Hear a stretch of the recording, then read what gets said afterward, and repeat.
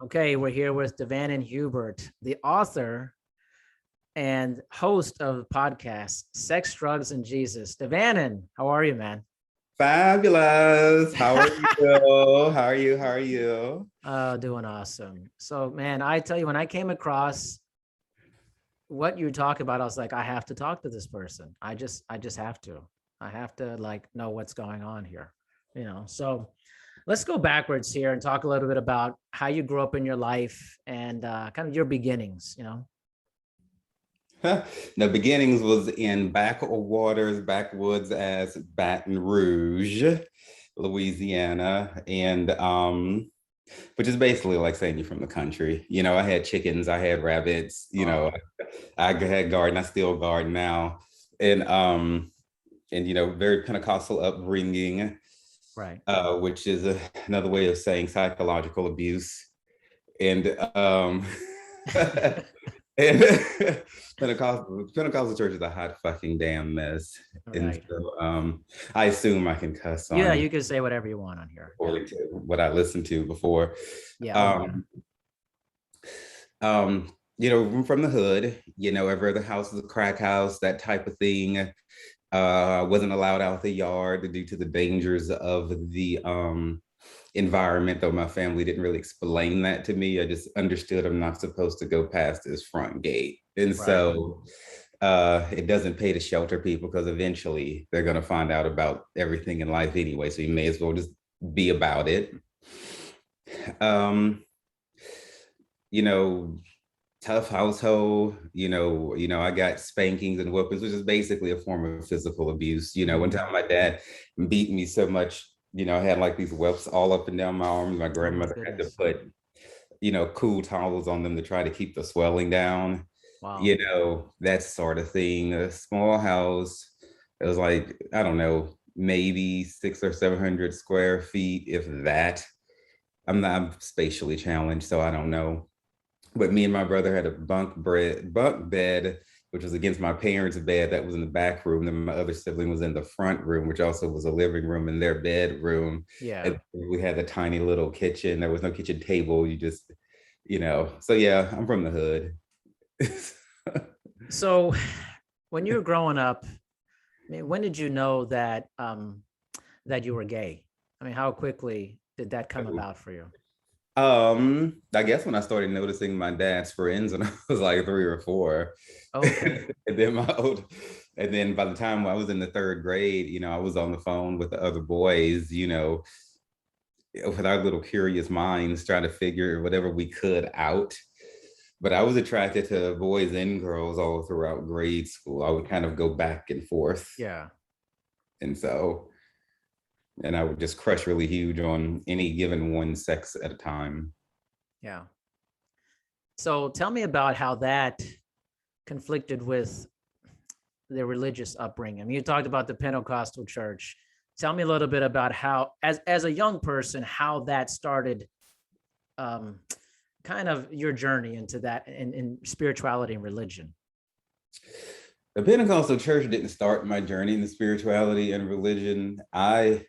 The Lord approached me personally through dreams because I'm a gifted dreamer. I still dream. Every time I nod off, I have dreams and there's messages in them and they come true.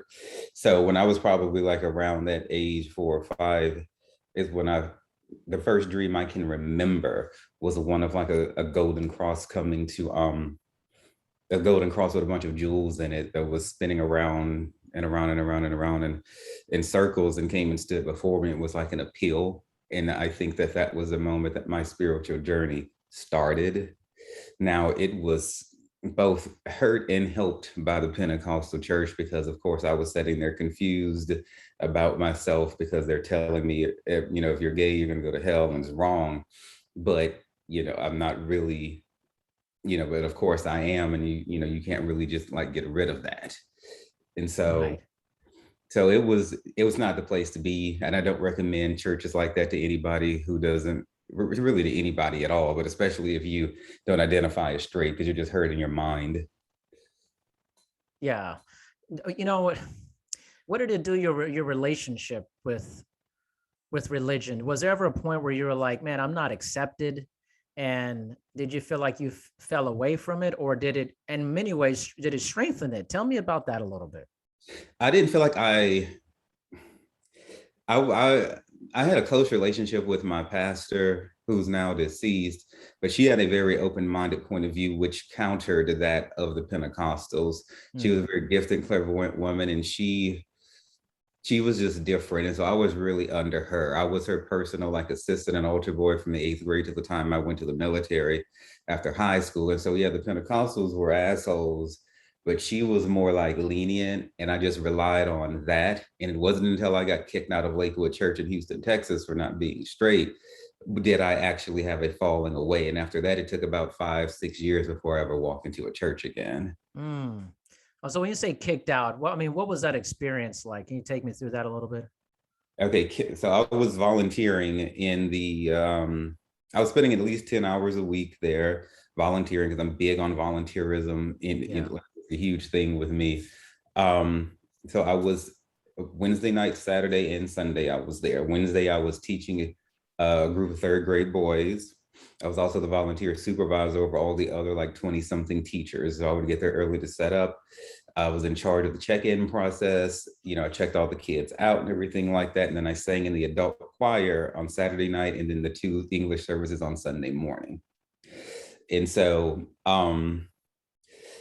this was back when MySpace was a thing. Me and my friend got a little tipsy one night and decided to do an impromptu photo shoot. And I had the tatas hanging out as Uh-oh. they should be, as they should be.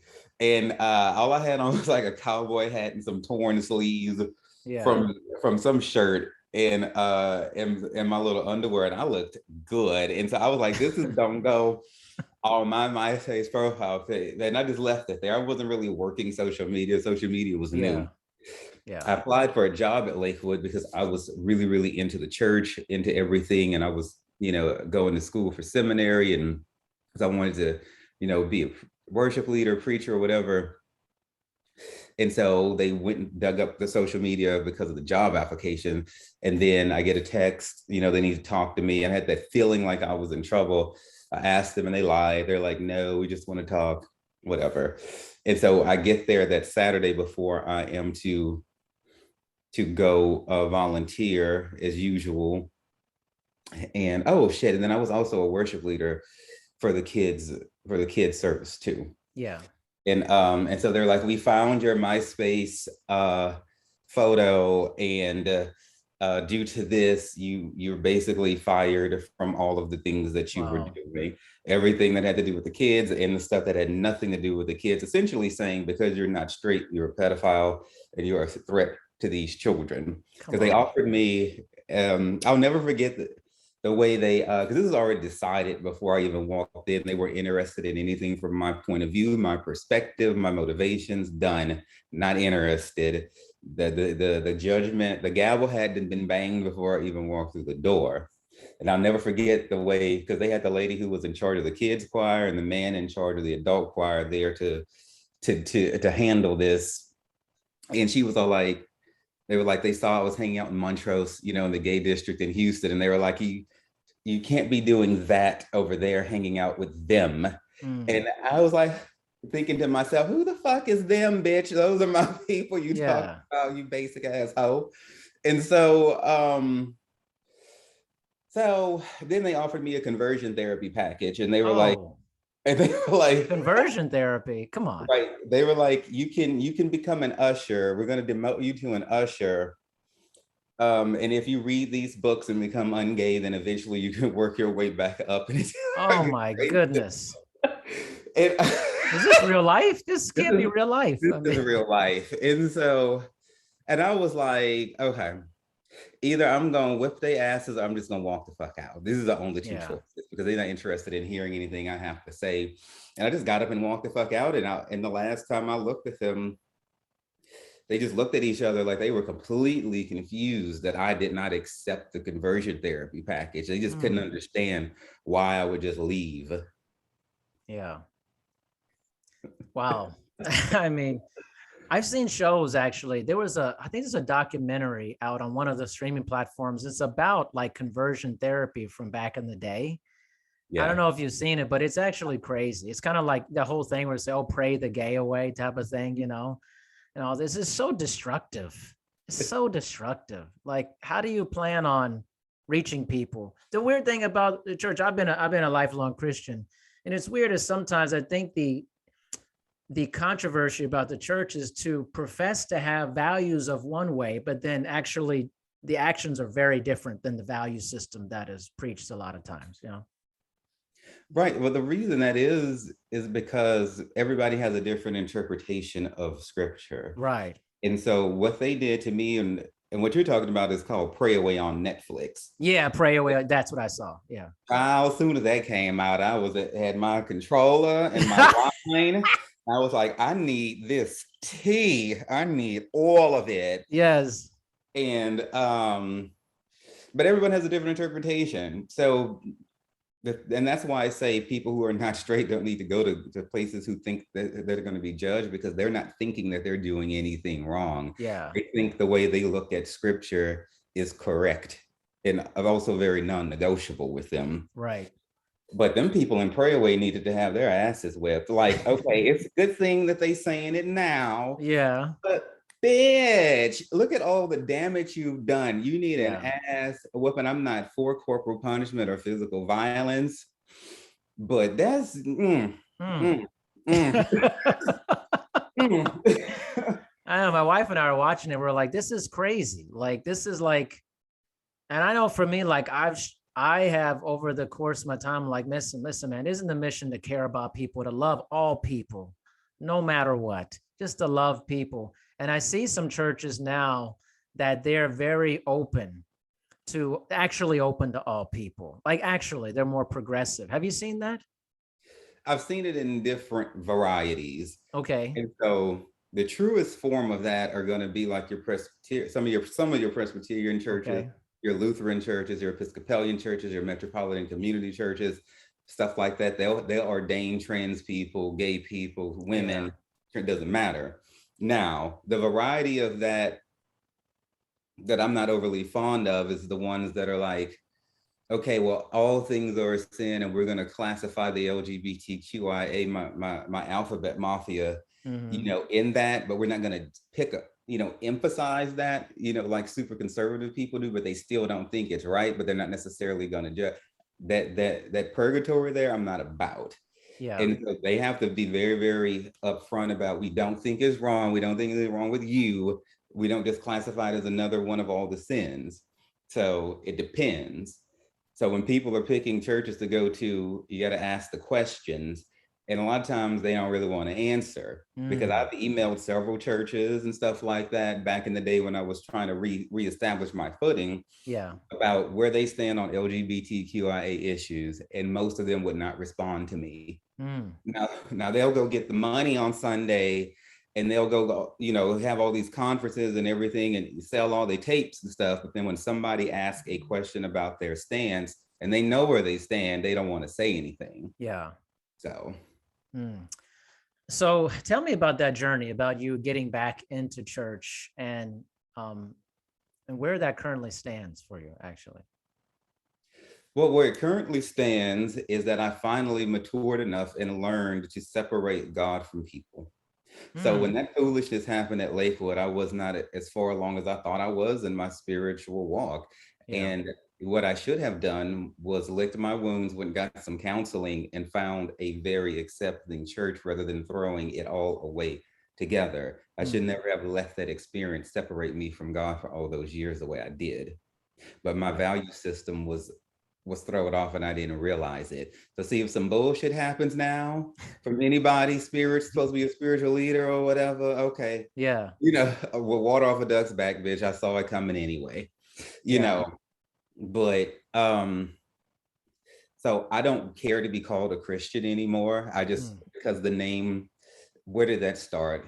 Back at Antioch, back in the book of Acts, because they needed some sort of way to differentiate the people who were gonna maintain the old ways of being Jewish and following the Lord, and those who want to go forth with Jesus. So they needed a title, and that's where Christian came from. I feel like that name is a hot mess now. Where from somewhere, and I would tell someone I'm a Christian, they would clam up and get cold. or maybe ask something like, well, what kind of Christian are you? Like the Republican type of Christian or the really cool type of Christian? But I didn't like the fact that there was anything that I said that would make somebody have any kind of negative feeling. And yeah, that word now provokes a negative response. And so I don't need the word to define me. And so I'm simply a follower of Christ, a believer, just like that. I don't associate with the word Christian anymore. And the journey back, the first time I went to church after I got kicked out of Lakewood, I was in rehab in Shreveport, because after I got kicked out, that set in motion the stage for me to get into drugs and stuff like that, because I didn't realize how much we as humans seek community. yes, Didn't realize it. It's like water finding its own level. We gonna go find some sort of group of fucking people, and I didn't right, realize this.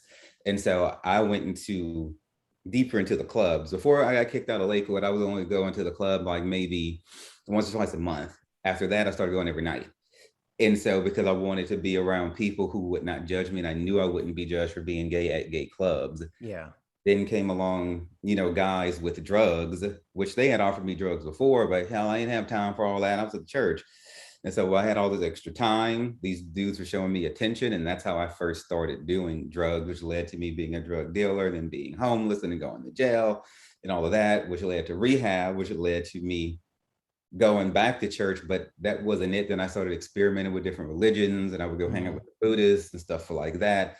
Then eventually I got regrounded back with Jesus after some time. yeah. Yeah, so it's very interesting. I mean, what a journey. I mean, it sounds like that in between time, there was just a lot happening in that time. And it seems like maybe just a lot of turmoil during that time, trying to figuring out what was going on, and that it cut you deeper than maybe you thought of being kicked out of the church, Yeah, it did. I didn't understand trauma either. I hadn't had that type of training. And because it wasn't like a throbbing pain, it was more like a very insidious, under the surface, almost kind of fracture that affected the decisions that I made moving forward, and I didn't realize it.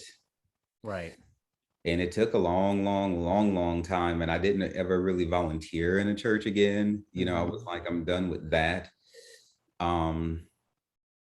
Oh shit, then I forgot, well, rebuilding, yeah, but I got HIV and hepatitis B in the process too after all of this happened. Right. So it wasn't just it was going back to church, trying to get a spiritual grounding. I was homeless, so I had to, live, get like the basic needs met again, food, clothing, shelter, consistent income. All of that was being pieced back together at the same time as well with my mind, and so. Right.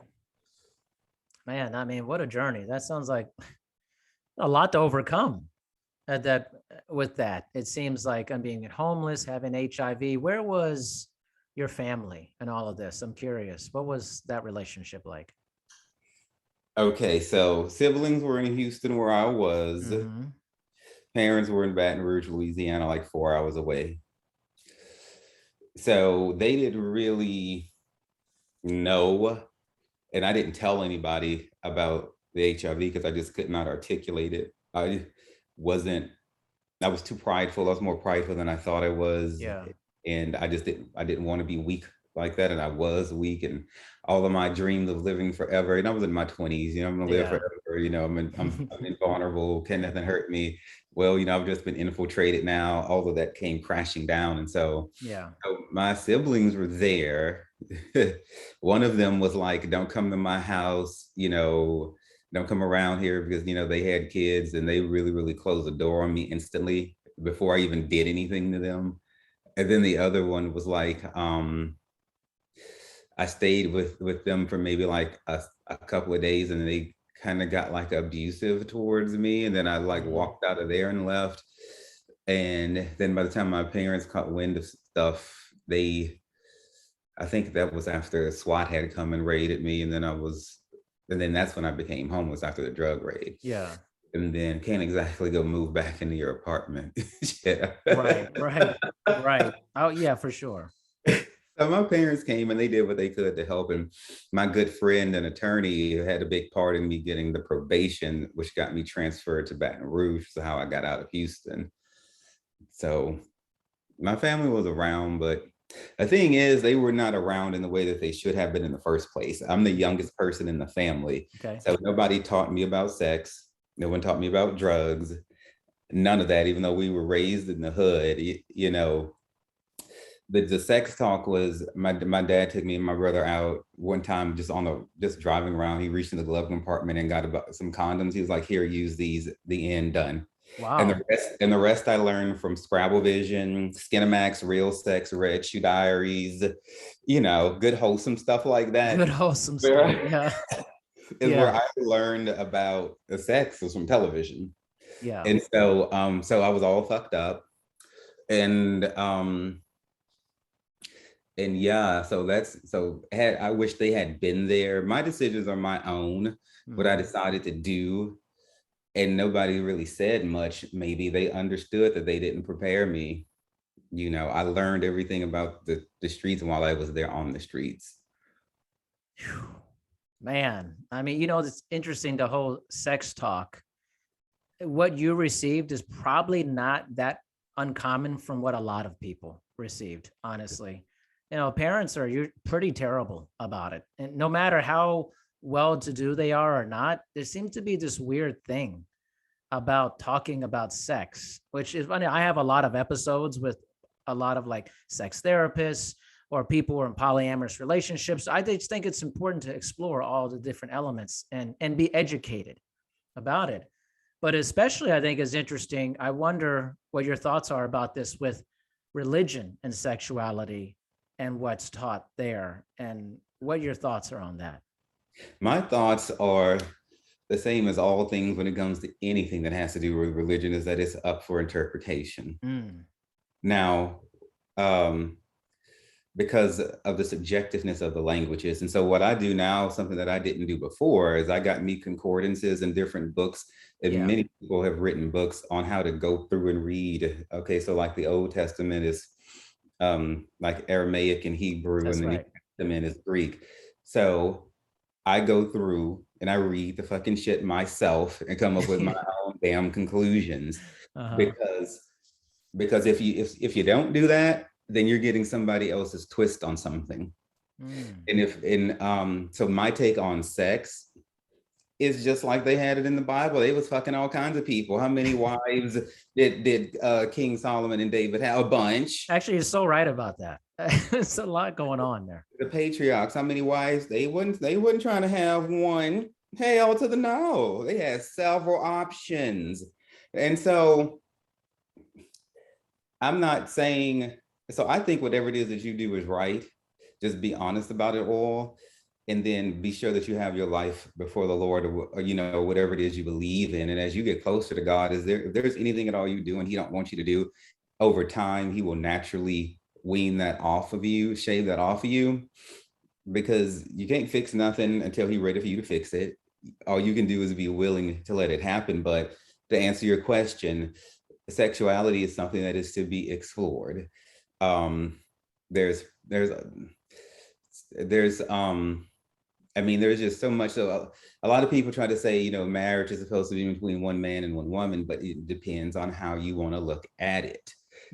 There are marriages in the Bible between a man and a woman, but nowhere in there does it say that this is supposed to be the blueprint for everyone else. That's just one way it was done. But if somebody wants to twist your mind around and be like, because it's in here, this is the only way it's supposed to be. I do not accept a lot of teaching from people because the Bible isn't from the United States. It's from the Middle East, and not enough people really pay tribute and respect to the fact that it's not really our religion. Nothing really in America is. Like, there's no American language, there's no American religion. Everything fucking came here from somewhere else. But conservative people like to get a hold of shit and act like they created it and are the experts on it, and that's bullshit. That's somebody else's. I would take an expert word from someone who's Jewish or originally of the bloodline of Abraham than I would over an American televangelist or preacher any day. It was funny you said that. Is I was just having a conversation about this, because I mean, I don't really care about what people think about this, but like I really don't like, and this is not because we're black and we're saying it's just, let me just qualify, it's not that, but like white Jesus, Italian Jesus is not accurate. Just so you know, that is not, that is an actual portrait that was created a long time ago, but that is not how Jesus looks. Just everybody, in case you weren't aware, that is not true. That is not a factual interpretation of what Jesus looks like. He doesn't look like Alabama from the 1980s. It's not, that's not true. That's, I just, that always bothers me, is I'm like, this is not an accurate depiction of Christ, of Jesus, like that. This is the Middle East. What do you think he looks like? Not like Italian Jesus. I can tell you that right now. In fact, you look more like you and me, man. I'm telling you. And you see how it didn't bother white people who were in control of the interpretation of things and the way shit is, because it wasn't us, Yeah. especially in the United States, didn't mind. It wasn't important to them to be accurate in their depiction. They wanted it to look like them. And it's no different in the way the Bible is interpreted. They don't give a damn about actually making sure it's accurate to the land that it came from. They're concerned about it fitting in whatever their agenda is. Yeah. I just think that always got to me. And I'm like, this is, why do I keep seeing this? Like it's just, there's a lot of factual elements. And one of those, that's certainly not one of them. But what do you think that, I think religion, or especially Christianity, and most religions have a presentation problem, a big presentation problem. And if you look at a lot of the research, it's not that people don't believe in God. In fact, people have this tremendous desire to believe in something greater than themselves, but they're catching on that they don't like the presentation of it to them. And what are your thoughts about that? The presentation is correct from the perspective of the people doing the presenting, because they have an agenda, which is to keep money coming into their churches. Okay. So they're going to have good kids programs, because kids bring the parents to church, parents bring the money. They're going to have good music. Music inspires people. And they're going to put theatrics on, because as I learned when I was getting my hypnotherapy certification, whenever you can overwhelm the critical mind with a whole bunch of extrasensory stuff, people are susceptible. So then if you got them listening and all kinds of stuff, looking at the flashing lights, you're doing all your thing, people are not going to be as critical of the presentation from churches as they would if they were sitting down calmly. So it's set up to fit their agenda, which is to bankroll what they're doing. Now, from my perspective, they need to go sit on their fucking asses and stop being so damn extra. For me to tell somebody that I stop being extra is a stretch, because I'm extra as fuck. All I do is over the top, because why the hell not? But the theatrics are not necessary. As it says in the Bible, Jesus taught with simplicity. Right. He didn't have a big show and everything like that. And the fact that was something that even stood out enough for them to record the fact that he was chill. Yeah. A big deal, which means that the Pharisees and the religious people of the day were not chill. And so Jesus was totally like chill. And this is something that shocked them. And so no, I think just be simple about it. Make it so that people can understand it, and for God's sakes, have something in common with somebody, before you go and try to convert them and stuff like that. Yeah.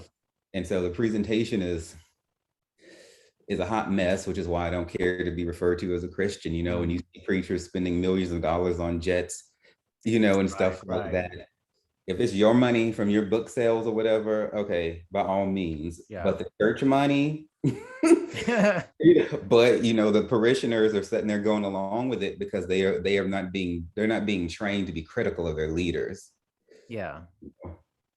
That's an interesting, not being trained to be critical of their leaders is kind of like just fall in line for that.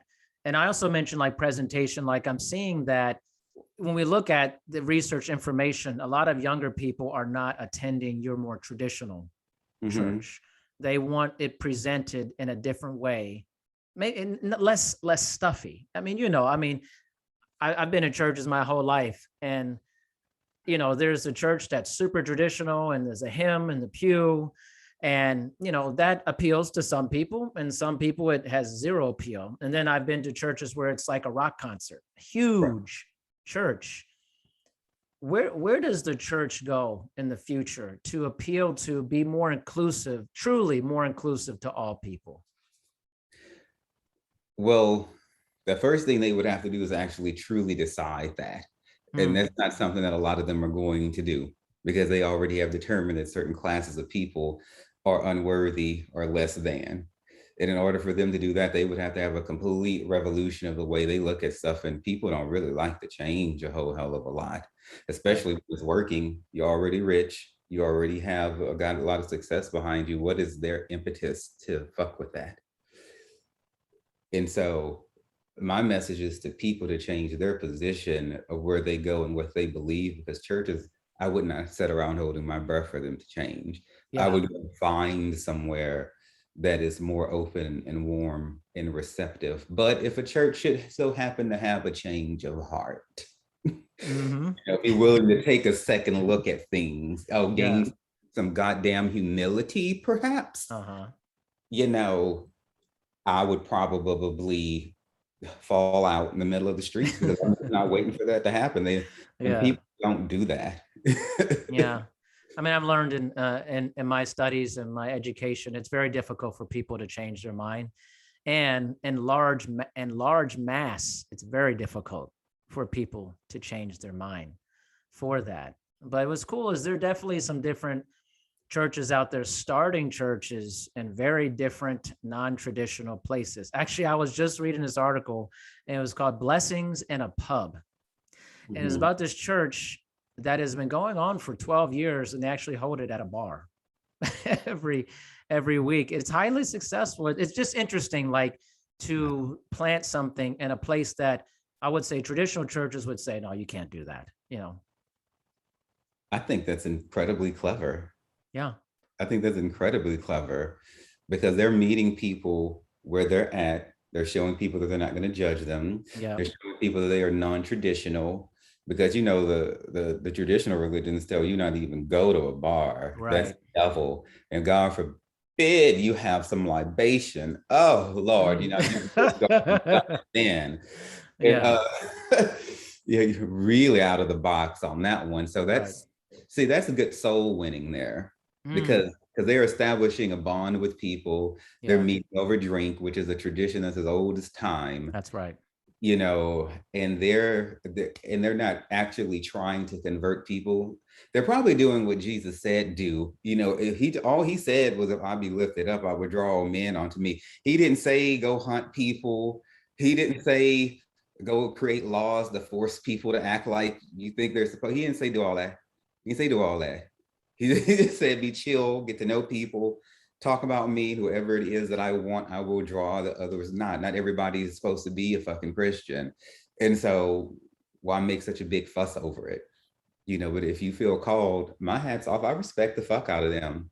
What city they in? Oh my gosh. I want to say, oh my gosh. I think it's in Texas, actually. Strangely enough.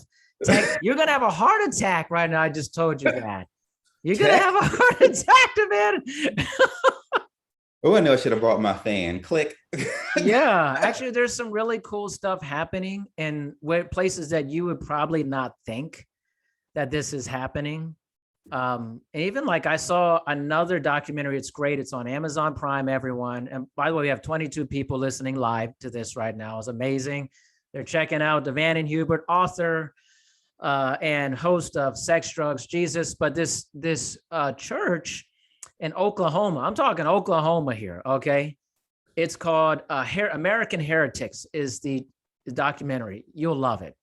And it's about this church. A woman is the pastor, and there's also a guy, but they take in immigrants. They celebrate Pride Month hard. They do everything. I mean, they're truly a very inclusive church, and a place that is definitely not inclusive. And it's really powerful. It's actually a really powerful documentary about reaching out and actually being the real church, which is including all people, loving all people, truly without an agenda, you know? Well, I'm really fucking happy to hear that it's there, because in all places, that's where it's needed. Because in Yeah. a place that's filled with hate, like Texas, Yes. and I've lived there before, I know.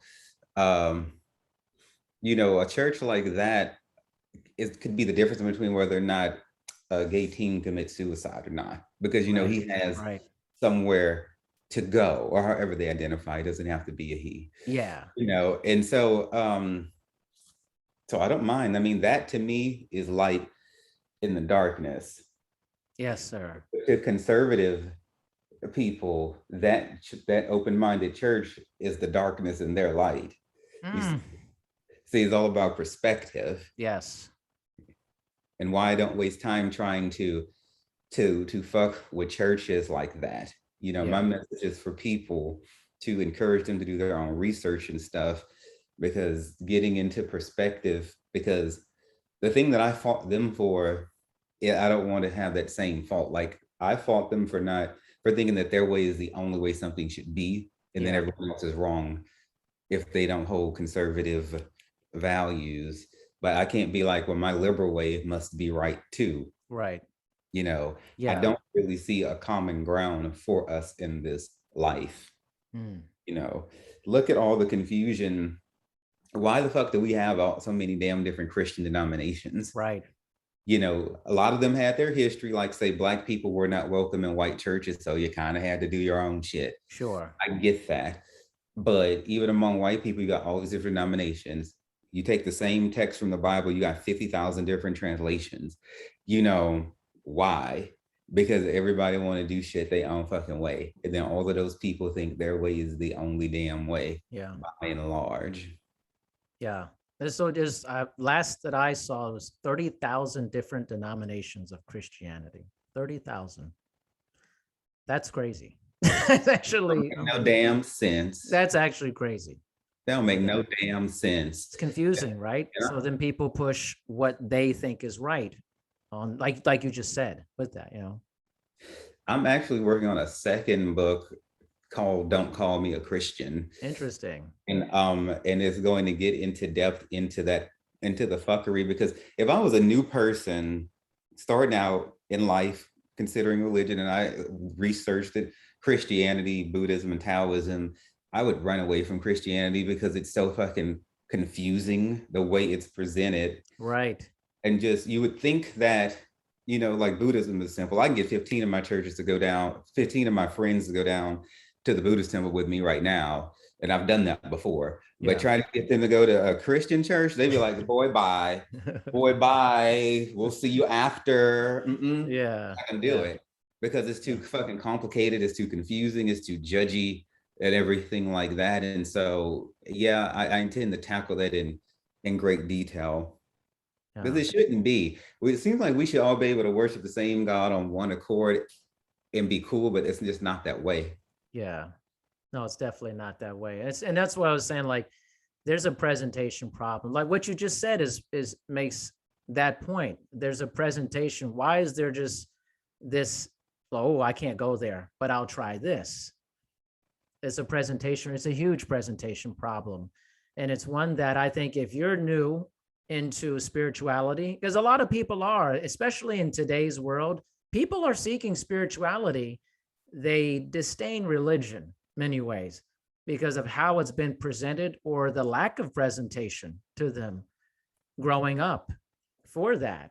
And that's why I say it's like there's a massive presentation problem, and which is why a lot of churches are shrinking or closing, because you can't come with this old stuff, man, with people. Ain't nobody got time for that. No. Ain't nobody got time. But you see in the Bible, it says that, in the last days, and I'm not saying Jesus is going to come back tomorrow when I say that, because he isn't. I'm just like, that's just the way it reads in the Bible. So like it just says, like in the last days, that there would be a great falling away.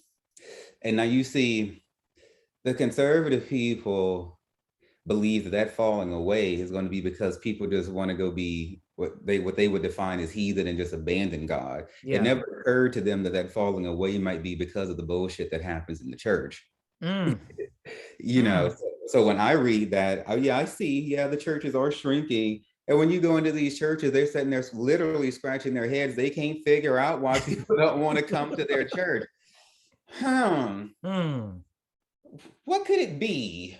You condemn every damn thing. You can't fuck, you can't masturbate, you can't smoke, you can't do no weed, you can't dance, you can't do shit. You offer no alternatives. No, nobody No. wants to do Yeah. that. Yeah. And yet still people have a great desire for God, for something greater than them, even with that. Well, So how do you get, you need to, it can't be a punitive Jesus, God that is punitive constantly, that you can't do anything. It can't be, I always say this, if your religion is always about looking down instead of looking up, you're pushing people away tremendously. right.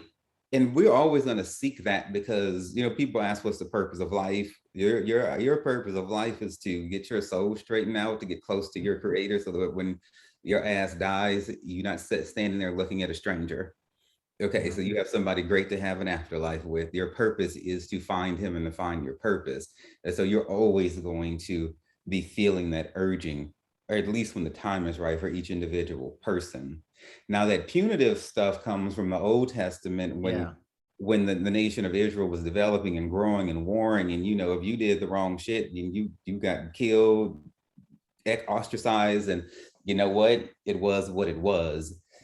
But that does not translate into the work that Jesus did. And now this is when we get into the subjectiveness and the pickiness of the way people want to be. So if it's something that suits them, then they don't want to really be mean and punitive about it. But if it's against somebody else, so like say marriage, divorce. Right. Jesus was like, you're not supposed to get divorced unless somebody was fucking around. You know, somebody he didn't say in those terms, people, but you know, this is my take on it. You know, be like, if the dick went somewhere it wasn't supposed to go, your ass can leave. If you left for any other reason, Jesus said, as far as I'm concerned, you're still married to that person and you're committing adultery. Doesn't matter what anybody else say. Yeah.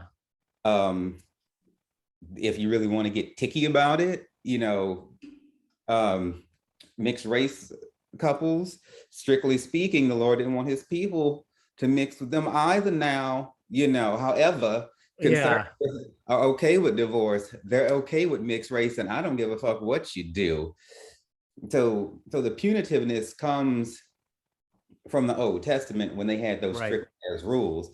But in the book of Acts, and this here is what I say to release a lot of people from this bullshit. In the book of Acts, they had a consortium, like a meeting, to determine what people who are not of the bloodline of Abraham have to do and what those who are have to do. And especially they're going to cling to the old ways.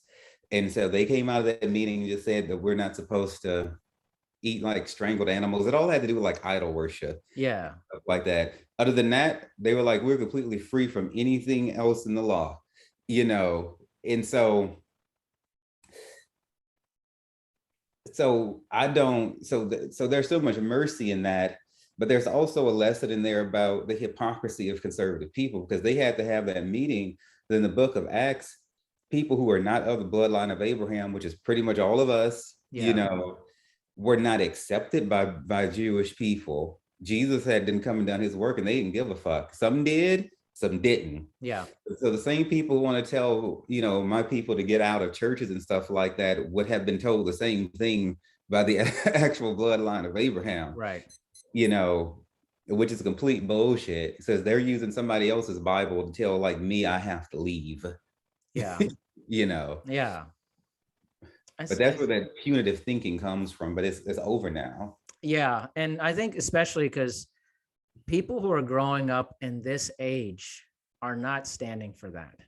They're not the 1950s, 1960s, 70s. They're like, listen, this is wrong. We need to be inclusive. We need to care about all people of different genders, ethnicities. all those things. How can this be presented this way? But you actually don't believe it and how you treat people, and people aren't having it. They're not. So it's either there has to be a change. Like you said, it's hard for churches to do that. And often it's these disruptive churches, the startup churches who are started by people who are like, I love God, but what I've seen is not right. How this is not the Jesus that is actually spoken about. Mm-hmm. Right. And why that is because, like, say, a lot of my straight friends won't go to church, not because they experience anything bad, but because of the things that they've witnessed that happen to their friends who are not straight. Interesting.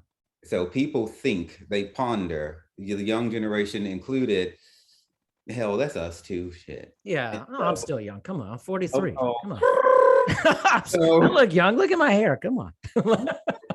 and so they consider, people think more now. So they consider, okay, the preachers and the people on TV and whatever said this, but I have a friend who identifies as trans or whatever. Mhm. They don't seem all that evil to me. They're very, very nice. I Yeah. can go to them. They took me to the doctor when I was sick. They fed me when I was hungry. It doesn't add up. The actual real person doesn't add up to the way they're being characterized by the conservative people. Yeah. And so since them two things don't jive together, then that creates a breaking away from the Christianity. Yeah. So That's interesting. I never thought about it from that perspective that, people who are friends with people who are a straight person who's friends with someone who's trans or gay or lesbian, they're like, I'm not attending this because this doesn't include my friends. This is wrong for that. And I think, like, do churches know that? Do they realize that that's happening? child, they got their heads so far up their own cooters. They couldn't tell you, they couldn't tell you shit. They when you surround yourself in these churches, small and big, with a bunch of people who do not challenge you, Yeah. it's not going to happen. And and those people don't have people really challenging them. Why would they? They're already rich. They already have the following. What is the impetus to change? Why in the hell would you show up there and be like, maybe being gay isn't so bad, Lakewood or whatever church it is, big or small. Now you're gonna get yourself kicked out and ostracized and stuff, when the easiest thing to do is just go to a more accepting place, because you're not gonna change that institution. Yeah. Uh-uh. Yeah. I remember I was when we first moved up here, we went to a church, and the pastor's a very nice person, but he was like, oh, all my gay brothers and sisters are here. We welcome you here, but I don't agree with what you're doing. And I told my wife, I said, we're not coming back here. I said, yeah. I said, you know what? It's just like speaking out of two sides of your mouth. I was like, how can you welcome somebody on one thing and then tell them, I don't agree with what you're doing? And that just bothered me so much. It just, I don't know. It still bothers me talking about it, Yeah, you want to slap that motherfucker. Sometimes How? You need to pull a Samuel Jackson on the ass and just, bitch. I got Pulp Fiction on it, right? The Pulp Fiction, that hoe. Oh man, that bothered me. I mean, it still bothers me. I tell that story just because it's not like this person's not a nice person, but the fact that they said that, it showed what they were thinking, To them, that's their form of mercy. In the South, They say that shit like this. We love you, we hate the sin. And to them, they think that they're being so cool and open-minded when they say that. Yeah. And yeah, bitch, but you're still focusing on what you think my sexuality means, and you don't know because you haven't even come and hung out with us. Yeah. And so you did right to walk the fuck away from there and see that there is more like a tolerance thing. And I don't preach tolerance, because tolerance is not enough. We need to be fully accepted through and through, without anything in the back of anybody's head about the wrongness in us. Nobody has a right to deal with anybody thinking something's wrong with somebody, because we all got shit wrong with us. So And he said that he didn't say nothing about people beating their wives and people cheating and people murdering. They don't talk about any of that. All they want to do is talk about the gays. And then having them same preachers maybe taking it up the ass. It has been done. Just because they preaching against us don't mean they're not fucking around, or they cheating, fucking the different people in the churches and stuff like that. The shit happens. The shit happens. And a lot of times people like to speak against stuff because they're doing it themselves and they want to project the conflict that they have within themselves on other people. And I learned a lot about that in my hypnotherapy training, about the complexity of the mind and how really a lot of people don't know why they're doing what they're doing, why they're saying what they're saying, and they haven't really come to terms with the inner working mechanisms that are truly driving them. Yeah. And those preachers are no less fucked up than anybody else in this world. And so we can't just accept what they say. We have to try their asses, and get into that word for ourselves. Yeah.